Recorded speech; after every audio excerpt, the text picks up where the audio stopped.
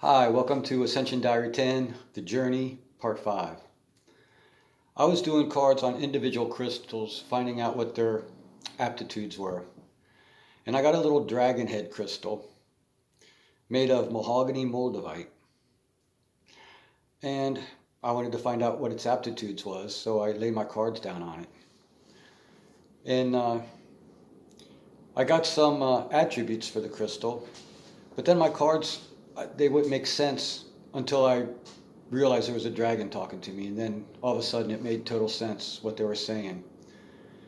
And this is what it says. We've been watching our children, and the ones that recognize our connections are loved. Beware who you share your talents with. Many do not deserve. And always be aware that everything you have can be taken. And I was like, okay, that's weird. A dragon talked to me. And I looked down at this little dragon head, and I just looked at it and, just jokingly in my head, I said, well, what do I call you? Pete? And, in my head, I kind of heard this dragon say, after a little pause, you wouldn't be able to pronounce my name. And then after another pause, I heard him say, you may call me Pete. I was like, okay, that was a little weird.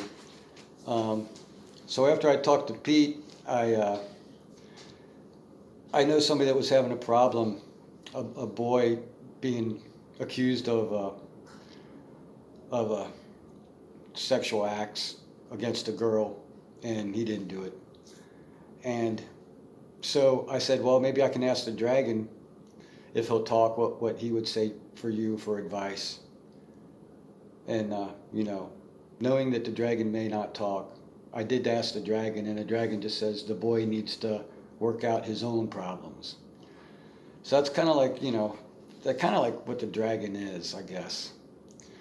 So, I asked this cat being that I kind of like met when I was meditating, and I come up with the name Regile. The J sounds like a purring sound, and that's what I come up with her name. So I asked Regile what she thought of Pete, and this is Regile. Regile understands the seductive invitation and sense of adventure that talking to a dragon is.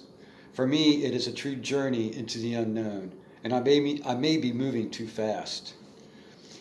Now, Regile says, Pete is very powerful.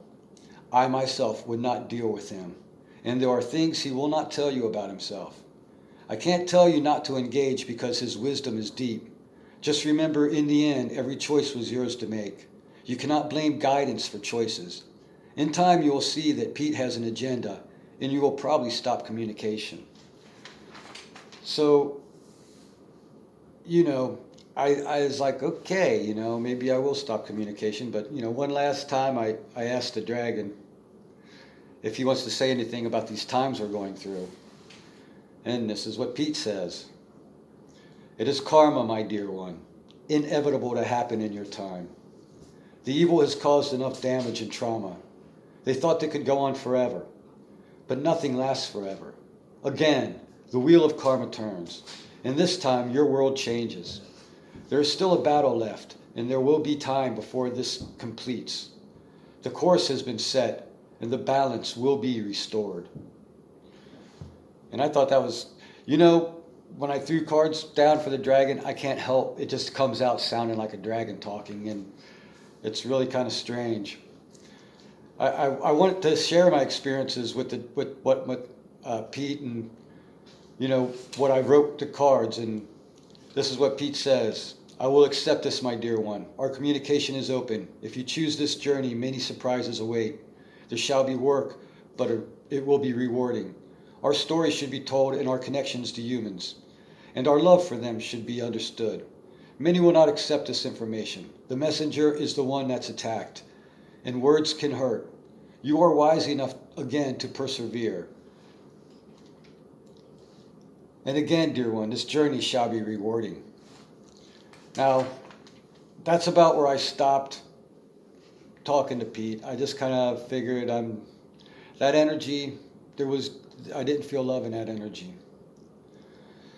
So when you ask the universe a question, when you just say, I want the universe to answer this, what energy are you talking to?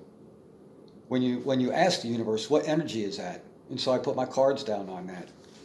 And it comes up, the best correct info without the BS. Presented to be direct without dealing with the negative. It is information that should be followed by all.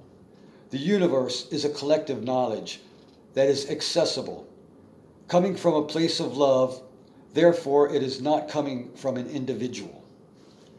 And that's what I get for the energy when you throw the cards down for the universe.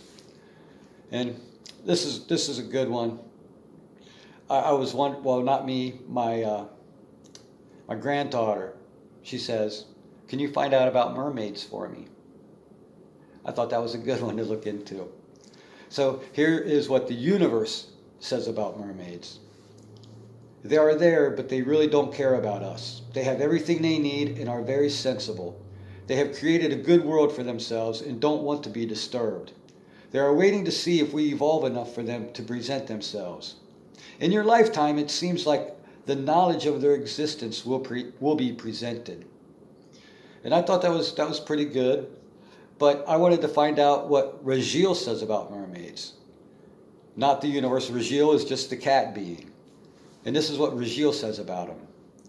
They are a great people. They live in such harmony.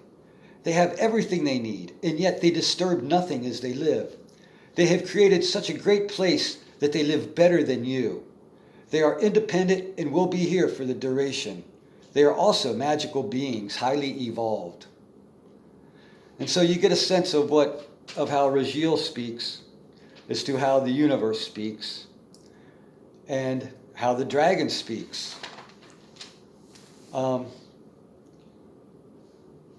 wanted to know I got Rajiel's name in meditation, and I wanted to know how close I am to it. And I get that my information is spot on. Rajiel is happy to be on this journey with me and is glad that I chose not to talk to the dragon.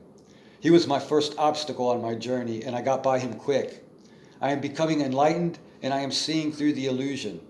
Also be careful about trusting. I'm ready to continue on my journey, self-assured and undaunted. And I think that will be a good place to stop Ascension Diary 10. And join me for the next installment. Thank you.